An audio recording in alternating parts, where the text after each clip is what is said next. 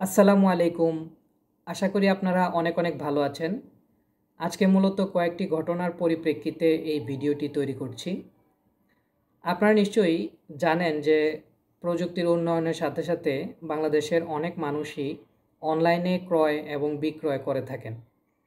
তো প্রযুক্তির উন্নয়ন আরও যত বেশি হবে ততই অনলাইনে ক্রয় এবং বিক্রয় এটা বৃদ্ধি পাবে। পাশাপাশি আপনারা এই বিষয়টাতেও অবগত আছেন যে বাংলাদেশের অনেক প্রতিষ্ঠান বা ব্যক্তি অনলাইনে ক্রয় বা বিক্রয়ের নামে বিভিন্ন ধরনের প্রতারণামূলক কার্যক্রম করে থাকে। তো কিছু কিছু বিষয় যদি আমরা সতর্কতা অবলম্বন করি তাহলে খুব সহজে এবং নিরাপত্তার সাথে অনলাইনে ক্রয় বা বিক্রয় সম্পন্ন করতে পারব। আজকে এরকম কয়েকটা বিষয় আপনাদের সাথে আমি আলোচনা করব। সম্পূর্ণ ভিডিওটা দেখলে আশা করি আপনারা অনেক অনেক উপকৃত হবেন। তো চলুন শুরু করি।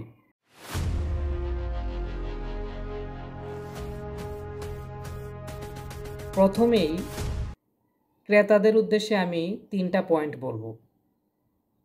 ক্রেতাদের উদ্দেশ্যে সর্বপ্রথম যে পয়েন্টটি আমি বলবো সেটি হচ্ছে আপনি অনলাইনে পণ্য ক্রয় করার ক্ষেত্রে কখনোই অগ্রিম বা অ্যাডভান্স কোনো টাকা পেমেন্ট করবেন না।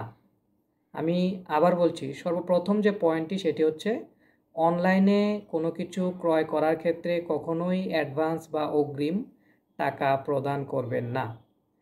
বিক্রেতা আপনার কাছে বিভিন্নভাবে টাকা চাইতে পারে। কখনো বলবে ডেলিভারি চার্জ, কখনো বলবে কুরিয়ার চার্জ, কখনো বলবে এত% পেমেন্ট না করলে আমরা পণ্যটি পাঠাতে পারবো না। কিন্তু আপনি কখনোই বিক্রেতার কথায় ভুলে অগ্রিম টাকা পাঠাবেন না। ভালো ভালো প্রতিষ্ঠানগুলো এবং যারা ভালো বিক্রেতা তারা কখনোই কাস্টমারের কাছ থেকে অগ্রিম টাকা চায় না।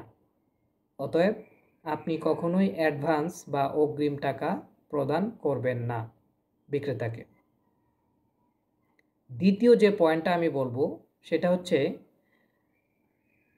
আপনি যদি নিজে সরাসরি গিয়ে পণ্য ক্রয় করেন অনলাইনের বিজ্ঞাপন দেখে, অথবা বিক্রেতা যদি ক্যাশ অন ডেলিভারিতে পণ্য পাঠায়, যেটাকে আমরা সিওডি বলি, অর্থাৎ পণ্য হাতে পেয়ে টাকা পরিশোধ করা, সেক্ষেত্রেও আপনি ডেলিভারি ম্যান যখন আপনাকে পণ্যটা দিবে সেটা ভালোভাবে দেখে তারপর টাকা পেমেন্ট করবেন।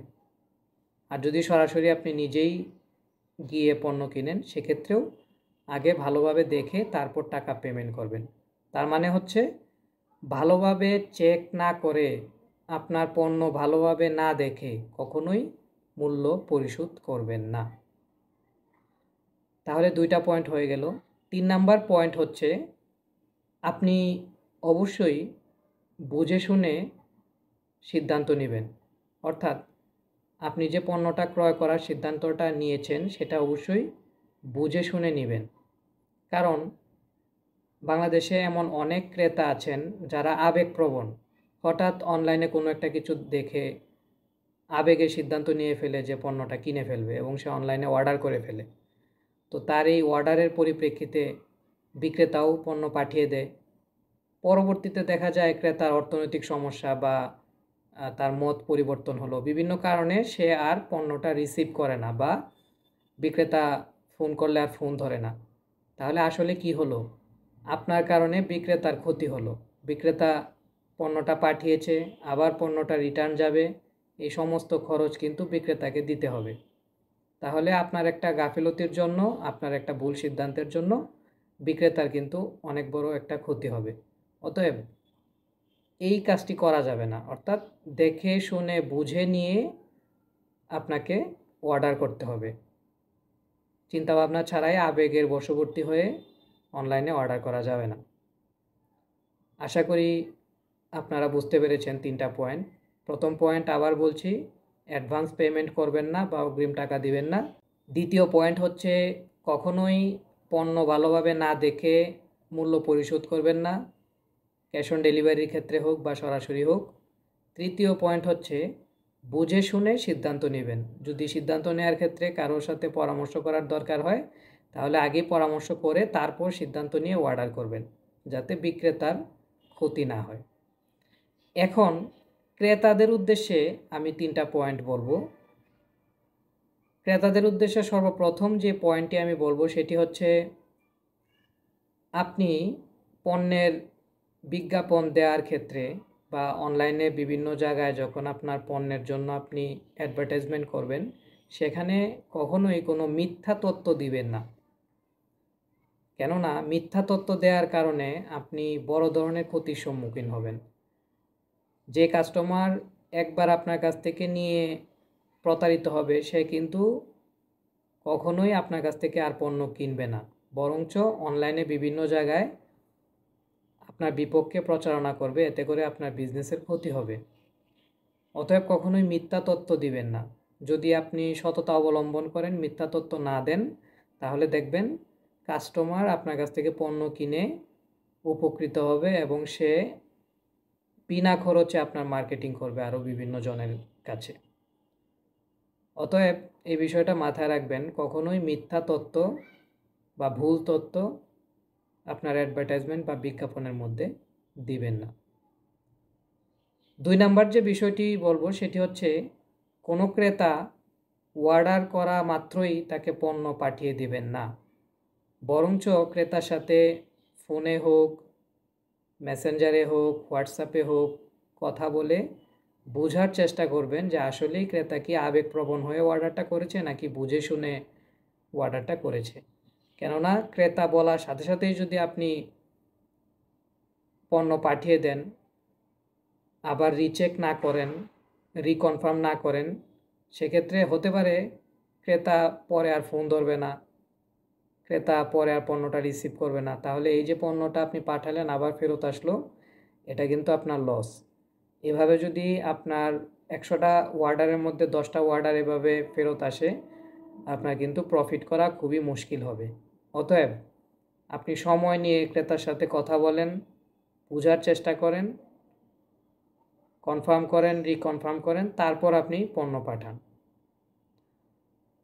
3 নাম্বার যে বিষয়টা আমি বলবো সেটা হচ্ছে, অনেক সময় এরকম হয় যে ক্রেতা অর্ডার করেছে, আপনিও পণ্য কোনো কুরিয়ার সার্ভিসের মাধ্যমে পাঠিয়ে দিয়েছেন, কিন্তু কুরিয়ার সার্ভিসের ডেলিভারি ম্যানরা অলসতার জন্য হোক বা কাজের অতিরিক্ত চাপের জন্য হোক, তারা সঠিকভাবে কাস্টমারকে ফোন করে না। ফোন না করেই বলে যে আপনার কাস্টমার ফোন ধরছে না বা তাকে পাওয়া যাচ্ছে না, তো আমরা পণ্যটা ডেলিভারি করতে পারিনি, এই সকল কথা বলে পণ্যটা ফেরত পাঠিয়ে দেয়। এই সমস্যা এড়ানোর জন্য আপনি পণ্যটা পাঠানোর পর অলওয়েজ কাস্টমার এবং কুরিয়ার সার্ভিসের লোকদের সাথে যোগাযোগ রাখবেন। কাস্টমার কি বলছে সেটা শুনবেন, কুরিয়ার সার্ভিসের লোক কি বলছে সেটা শুনবেন। যখন কুরিয়ার সার্ভিসের লোক বলবে যে আপনার কাস্টমারকে ফোন করে পাওয়া যাচ্ছে না, তখন আপনি আবার কাস্টমারের সাথে যোগাযোগ করবেন যে আপনাকে নাকি কুরিয়ার সার্ভিসের লোক ফোন করে পাচ্ছে না। তখনই প্রকৃত সত্যটি আপনি জানতে পারবেন। তো আমি বিক্রেতাদের জন্য 3টা পয়েন্ট বললাম, ক্রেতাদের জন্য 3টা পয়েন্ট বললাম।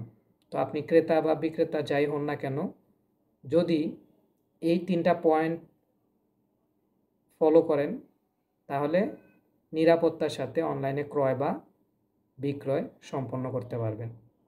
আরেকটা কথা আপনাদেরকে বলি, যারা প্রতারণা করেন বা প্রতারণার সাথে যুক্ত আছেন, তাদের প্রতি আমার রিকোয়েস্ট, এই প্রতারণার কাজটি ত্যাগ করেন।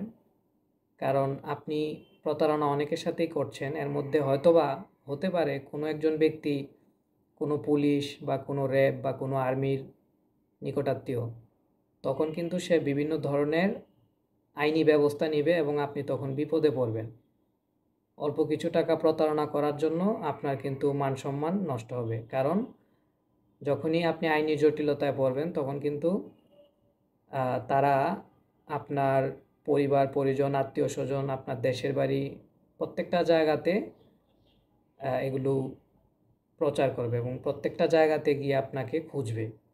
অতএব আপনি যদি মনে করেন যে এভাবে আপনি দীর্ঘকাল প্রতারণা করতেই থাকবেন আর আপনি কখনোই ধরা পড়বেন না, এটা সম্পূর্ণ ভুল।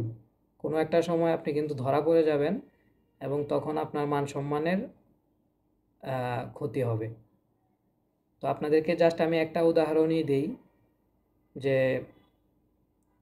ইদানিং বিভিন্ন মানুষের সাথে আমার কথা হয়েছে যে মানুষগুলো অনলাইনে ক্রয় বা বিক্রয় করে প্রতারিত হয়েছেন এবং তারা বিভিন্ন মানুষের তথ্য আমাকে দিয়েছে যে মানুষগুলো তাদের সাথে প্রতারণা করেছে। তো সারা বাংলাদেশেই আমার অনেক গ্রুপ রয়েছে, ফেসবুক গ্রুপ।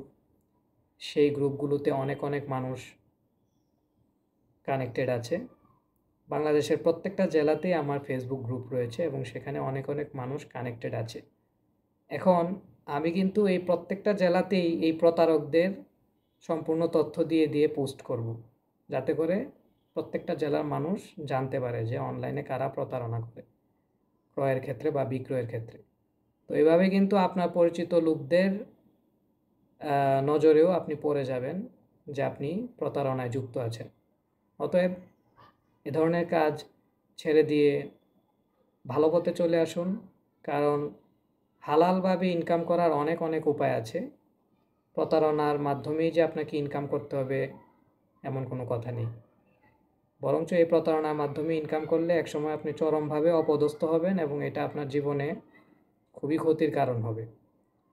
অতএব আপনাদের প্রতি আমার অনুরোধ, এই পথ ত্যাগ করুন, নিজেও নিরাপদ থাকুন, অন্যকেও নিরাপদ রাখুন।